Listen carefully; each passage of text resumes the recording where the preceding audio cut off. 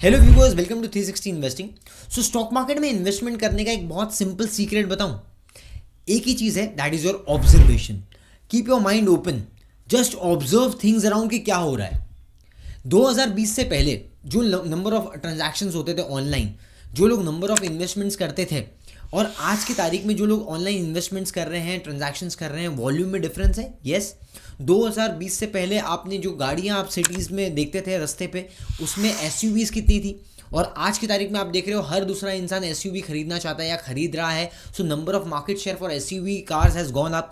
You can feel the difference and that's how you can relate to this, के stock price पे भी उसका impact आया है कहीं ना कहीं।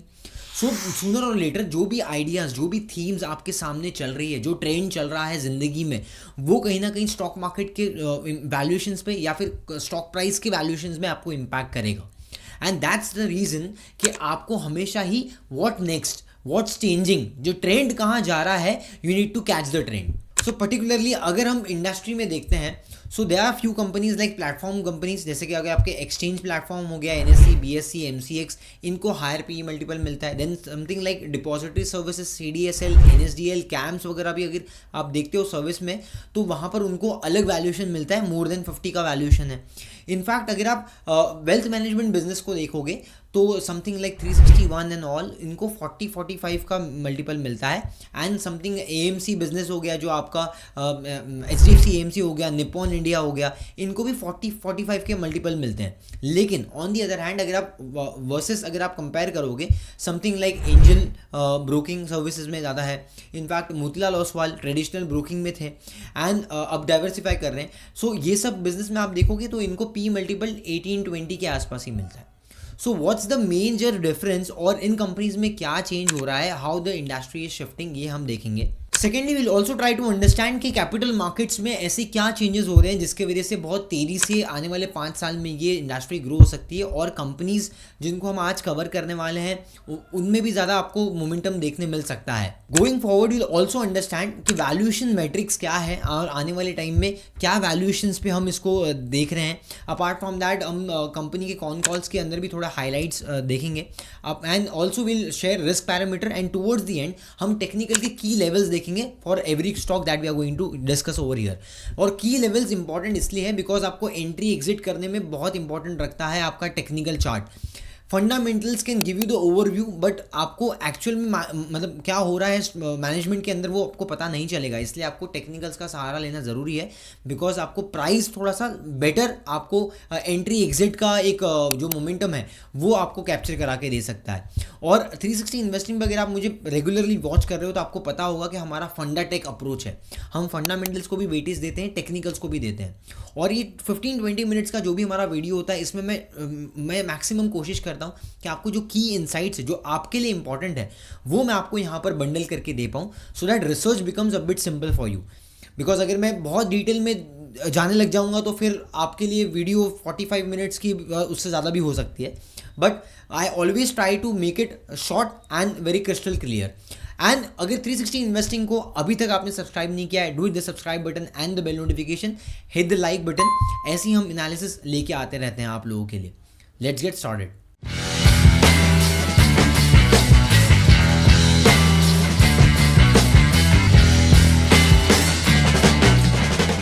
Now, firstly, we'll understand what are the growth drivers for next 5 years. Now, ये जो इन्फोग्राफिक आप देख रहे हो, इट्स वेरी इंटरेस्टिंग बिकॉज यहाँ पर क्लियरली ये बताया गया है कि इकोनॉमिक ग्रोथ के साथ में वेल्थ क्रिएशन होती है।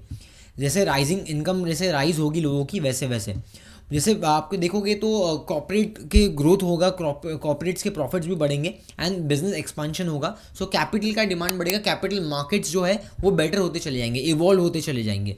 And that's how will see, अगर कैपिटल मार्केट इवॉल्व होते हैं सो इन्वेस्टर बेस भी जो है वो इंक्रीज होते जाएगा। जैसे हम अभी देख रहे हैं कि 10 साल पहले जो इन्वेस्टर बेस थे और जितने लोगों के पास डीमैट अकाउंट्स थे, अब वो 15 करोड़ 16 करोड़ के आसपास हो गया नंबर, जो पहले 6-7 करोड़ के आसपास था। In fact you will also see because बहुत सारे लोग अब इन्वेस्टमेंट कर रहे हैं, सो फाइनेंशियल एसेट्स का जो डिमांड बढ़ जाएगा and hence you can see people investing in mutual funds, AIFs, PMS, right. And that's how कि आपका जो मार्केट का जो इंफ्रास्ट्रक्चर है वो बेटर होते चले जाएगा। You have custody services, clearing services, lot of different services जिसके बारे में हमने बात किया स्टार्टिंग में। कैम्स हो गया, के फिनटेक हो गया, CDSL, NSDL, राइट। सो यहाँ पर एक सेक्युलर ग्रोथ अब बन जाती है for wealth management and this is the time for wealth management. और इसीलिए आप देखोगे काफ़ी सारी कंपनीज जो है वो वेल्थ मैनेजमेंट के अंदर जा रही है and they want to expand because यहाँ पर रिटर्न रेशियोज काफ़ी अच्छे हैं and this is a asset light model. अब पहला स्टॉक हम लेते हैं एग्जाम्पल के लिए JM फाइनेंशियल्स हम लेते हैं। अब JM फाइनेंशियल में आप देखोगे ये इनका बिजनेस सेगमेंट है, corporate advisory and capital market, ये इनका जो बिजनेस है, यहाँ पर इनका लीडरशिप है, best in the class relationship. Apart from that one more segment इनके पास जो है that is wealth and asset management, उसके अलावा private markets and then affordable home loans. अब यहाँ पर आप देख रहे हो कि JM फाइनेंशियल्स में they are now focusing on this wealth management, asset management business and capital market business primarily because इन्होंने already देखा है कि किस तरीके से lot of companies like 361 जो पहले मतलब IIFL wealth management थी वो companies काफ़ी scale कर रही है। इनफैक्ट AMC companies भी काफ़ी scale कर पा रही है एंड उनके रिटर्न रेशियोज़ काफ़ी बेटर है। अब क्योंकि ये डाइवर्सिफाइड थे तो इनका जो होलसेल लेंडिंग वाला बुक है वो आस्ते आस्ते रिड्यूस कर रहे हैं और आप देख सकते हो कि होम लोन्स जो है ये टिकट साइज़ जो भी है वो छोटे टिकट साइज़ को ये फोकस कर रहे हैं, टारगेट कर रहे हैं। सो बड़े जो एक टाइम मतलब पहले ये प्रॉब्लम थी with Edelweiss and also with Motilal because 15-16 में बैक देन आपको याद होगा Motilal Oswal came with a home finance company because वो टाइम पे हाउसिंग फाइनेंस का थीम बहुत ही स्ट्रॉन्ग चल रहा था और गवर्नमेंट बहुत तेज़ी से पुश कर रही थी हाउसिंग फॉर ऑल 2020, आपको याद होगा शायद से। सो उस टाइम पे आपके PNB हाउसिंग फाइनेंस भी IPO के थ्रू आ गया, आईबुल हाउसिंग फाइनेंस आया था, वो टाइम पे काफ़ी अच्छा कर रहा था, DHFL was one of the good stocks at that point in time. But slowly ये जो पूरा नैरेटिव था और ये पूरा हाउसिंग फॉर ऑल वाला जो एक थीम था वो फेल हो गया और इसलिए आप देखोगे कि बहुत सारी कंपनीज़ ने अच्छे ग्रोथ नंबर्स कंसिस्टेंटली रजिस्टर नहीं कर पाए और बहुत सारी कंपनीज़ के बुक्स पे स्ट्रेस भी आ गया and that's the reason PNB housing finance, IIFL, Can Fin homes, बहुत सारी कंपनीज आप देखोगे वो टाइम पे नीचे भी चली गई थी। इनफैक्ट IL&FS का क्राइसिस आने के बाद तो बहुत सारी कंपनीज के बुक्स पे इतना बर्डन आ गया कि बहुत सारी कंपनी का जो मार्केट शेयर है ऑलमोस्ट 40-50-60% से भी ज़्यादा नीचे आ गए। So this is how. और क्योंकि वहाँ पर क्या होता है जब आप होलसेल में लेंडिंग करते हो बिकॉज या तो आप होम लोन में बड़े टिकट साइज़ को टारगेट कर रहे हो या फिर आप रियल एस्टेट में हैवी लेंडिंग कर रहे हो या होलसेल लेंडिंग कर रहे हो कॉर्पोरेट्स में, तो अगर आपके 1-2 प्लेयर्स भी डिफ़ॉल्ट कर गए तो वहाँ पर आपको बुक पे हैवी मतलब हिट आता है, आपका जो एसेट क्वालिटी है डिटोरिएट हो जाती है जल्दी और ये मेन रीज़न है। इसलिए आप देखोगे HDFC, कोटक महिंद्रा बैंक और एक्सिस बैंक वगैरह का आप देखोगे बुक्स रिसेंट में। सो रिटेल फोकस्ड है HDFC बैंक, इसलिए कंसिस्टेंट प्लेयर्स रहे हैं हमेशा। सो HDFC हो गया, ICICI हो गया, ICICI का पहले था लेकिन अब उसके बाद नहीं है। सो ये सब कंपनीज ने भी सेम मॉडल अपनाया है जहाँ पर B2C कैटेगरी में और जो रिटेल फोकस्ड और जहाँ पर जो रिस्क है पैरामीटर वो भी काफ़ी नॉर्मल है। If you see segment wise यहाँ पर वेल्थ RMs एंड सेल्स जो एम्प्लॉय काउंट है that gone up by 45%, wealth recurring AUM gone up by 37%, MF non liquid AUMs gone up by 65%. So lot of companies are now focusing on wealth management businesses and your AUM businesses because AMC's business वगैरह थोड़ा sticky business है। तो यहाँ पर आपको recurring business भी है, recurring revenue models भी यहाँ पर प्ले होता है, तो that is again a theme most of the companies are running behind. And अगर आप यहाँ पर देखोगे कॉर्पोरेट कैपिटल मार्केट्स जो है एडवाइजरी सर्विसेज, यहाँ पर कंपनी को ग्रोथ आया 30% का 33% का रेवेन्यू ग्रोथ। इनफैक्ट अगर आप Q1Q आप देखोगे सॉरी Y&Y बेसिस पर अगर आप कंपेयर करोगे last quarter yearly, so basically 54% का वहाँ पर जंप आया। सो हियर अगर आप एसेट मैनेजमेंट बिजनेस को देखते हो तो यार targeting HNI, ultra HNI, mass affluent through mutual funds, through AIF, debt and equity and debt both. अब इनका अगर आप Q1 हाईलाइट्स में देखोगे तो क्लोजिंग MF जो AUM है इनका that is reach to close to 14,000 crore. And अगर आप यहाँ पर AUM MF AUM for equity schemes देखोगे तो that is approximately 11,500 crore. So overall SIP book per month is approximately 120 crore. अभी नंबर्स छोटा है बट आई थिंक आने वाले टाइम में नंबर ग्रो हो सकता है, बिकॉज रेवेन्यू जो आप देखोगे 48% पे ग्रो हो रही है अगर आप ईयरली बेसिस पे देखते हो. एंड अगर आप लास्ट ईयर का क्वार्टर और ये ईयर का क्वार्टर को अगर आप कंपेयर करते हो, it is up by 75%. So looking at JM Financials, आप जब तक ये चैनल के अंदर चल रहा है मुझे लगता है काफ़ी पॉजिटिव रह सकता है. अगर आप इसको वीकली चार्ट पे देखोगे तो यू माइट सी एक बहुत बड़ा रेजिस्टेंस आपको देखने मिल सकता है, which is close to your levels of 190-195, जो जहाँ से आप देखोगे तो रिसेंट में स्टॉक ऑलरेडी रिवर्स हो गया है. And we can also see good volume spikes coming at the bottom. अभी आप देख सकते हो या लोअर लेवल्स पे आप एक अच्छा वॉल्यूम स्पाइक आया था, यहाँ पर भी अच्छा वॉल्यूम स्पाइक्स आया था. I just convert this chart into daily frame. So यहाँ पर आपको अच्छा वॉल्यूम स्पाइक्स देखने मिला. तो आई थिंक नियर टर्म में एक अगर मोमेंटम ये स्ट्रॉन्ग मोमेंटम हायर हाई वाला जो स्विंग है ये कंटिन्यू रखता है, so this might can do well. Because अभी तक अगर आप देखोगे 16 के पी मल्टीपल के आसपास चल रहा है JM Financials, if I am not wrong. Let's look at JM Financials आप देखोगे तो यहाँ पर इनका जो P multiple at is 15. So forward में अगर आप ये 15-18% काइंड ऑफ ग्रोथ अगर ये दिखाते तो मुझे लगता है 12 के आसपास का आएगा, विच इज़ नॉट एक्सपेंसिव. सो क्योंकि ये ऑलरेडी अपने लेंडिंग बुक्स को काफ़ी रिड्यूस कर रहे हैं. So there is a transition which is happening in this stock and in this management. And मुझे लगता है कि आने वाले टाइम में वोलेटिलिटी की वजह से थोड़ा अप्स एंड डाउन, थोड़ा सिक्लिकल मोमेंटम इसमें देखने मिल सकता है, बिकॉज अभी भी पूरा कंप्लीट स्ट्रक्चर चेंज नहीं हुआ है.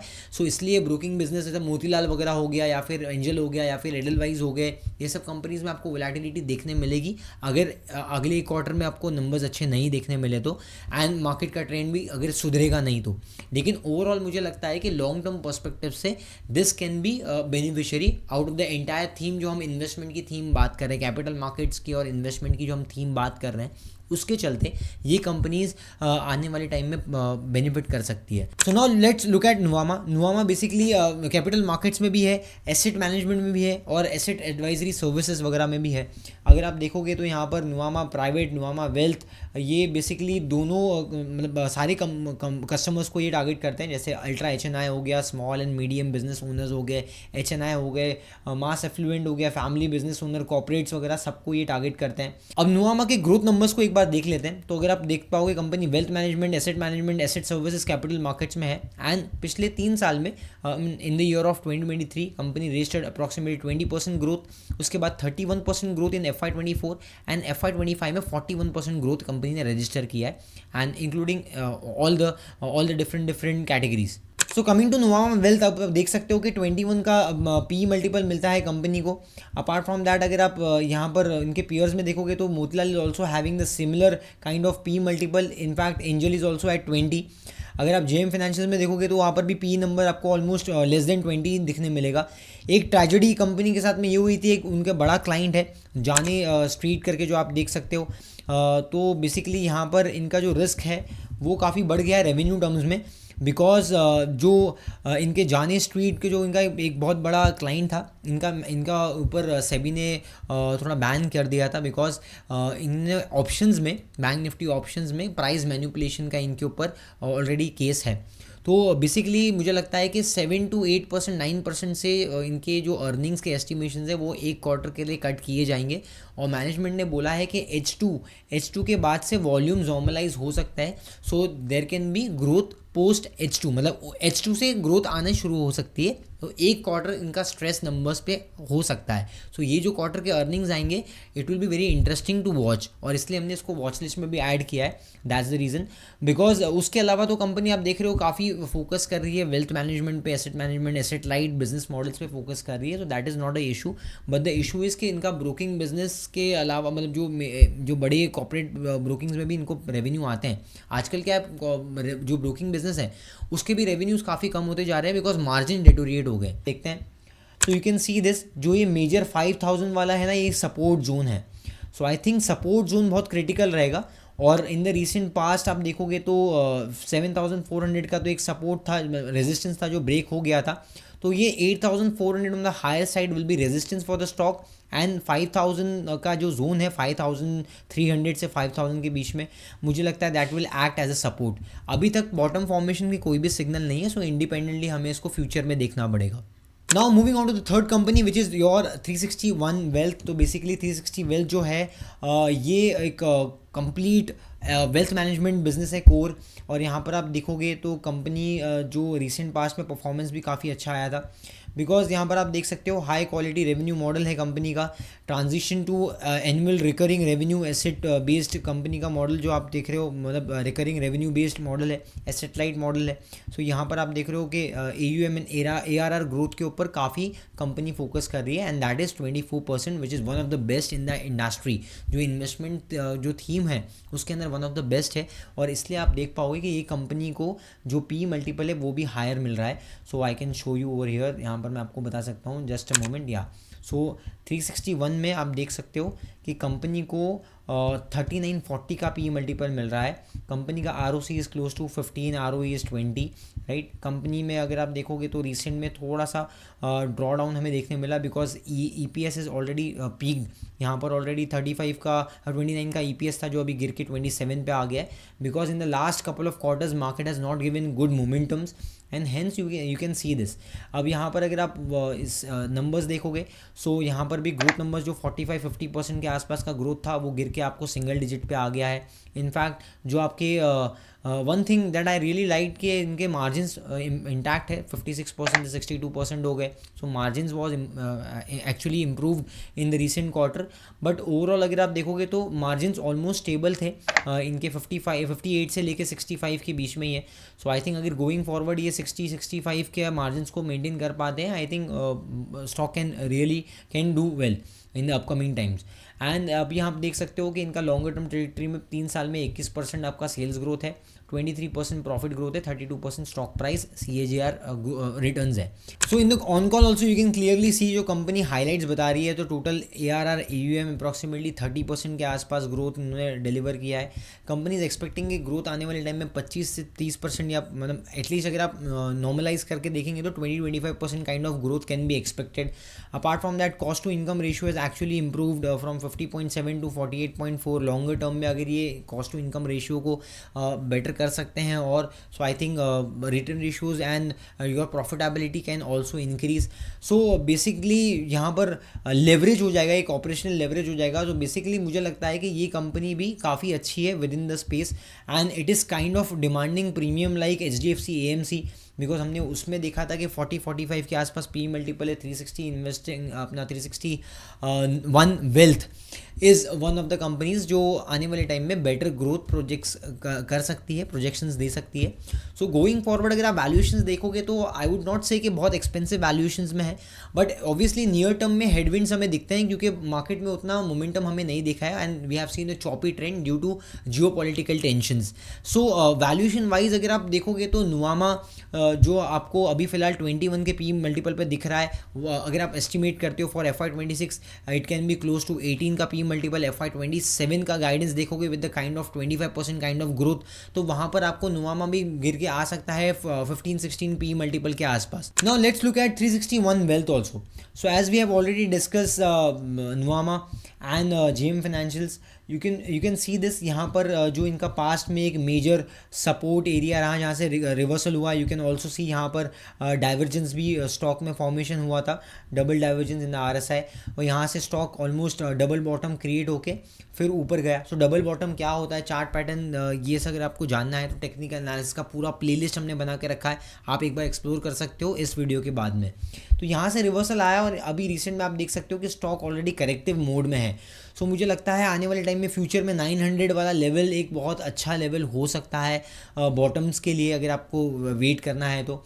एंड ओवरऑल मुझे लगता है कि ये कंपनी अगर मतलब 900 के आसपास आती है with the kind of 20-25% growth expectations जो हम रख रहे हैं यहाँ पर कि 25% kind of a growth company आने वाले टाइम में डिलीवर कर सकती है, तो मुझे लगता है कि रेशियोज़ और बेटर हो जाएंगे. You might see going forward में आपको फॉरवर्ड में 30-35 के आसपास का पी मल्टीपल मिल जाएगा for a wealth management business जो 25-30% ग्रो हो सकती है. And I think with the kind of capital markets improvement मुझे लगता है कि ये एक और बेटर रिस्क रिवॉर्ड ऑफर कर सकता है इन्वेस्टर्स को. सो गोइंग फॉरवर्ड आपको इंडिपेंडेंटली इसको खुद एनालाइज करना पड़ेगा. मैंने आपके साथ में वैल्यूएशंस और टेक्निकल्स दोनों भी डिस्कस कर लिए. अब चलते हैं रिस्क पैरामीटर पे. So coming to risk parameter for capital markets you need to understand कि एक साइक्लिकल बिजनेस है, तो जब मार्केट्स अच्छा नहीं करेंगे तो volumes might grow down, margins के ऊपर प्रेशर आ सकता है. एट टाइम्स नेगेटिव सेंटीमेंट्स के चलते रिडेम्पशन का प्रेशर आ जाता है म्यूचुअल फंड्स में, इंडस्ट्रीज में. सो आपके AUM का ग्रोथ या फिर आपका इन्फ्लोज का ग्रोथ थोड़ा सा म्यूटेड हो सकता है या डी ग्रो हो सकता है फॉर शॉर्टर पीरियड. लेकिन लॉन्ग टर्म में क्योंकि हमने ये थीम देखा कि इसका जो ट्रेंड है वो अभी तक इंटैक्ट है, और इनफैक्ट आपको ये देखना है कि एक्सटर्नल सोर्सेज की वजह से भी स्टॉक मार्केट्स पे इम्पैक्ट आता है, कैपिटल मार्केट्स पे इम्पैक्ट आता है.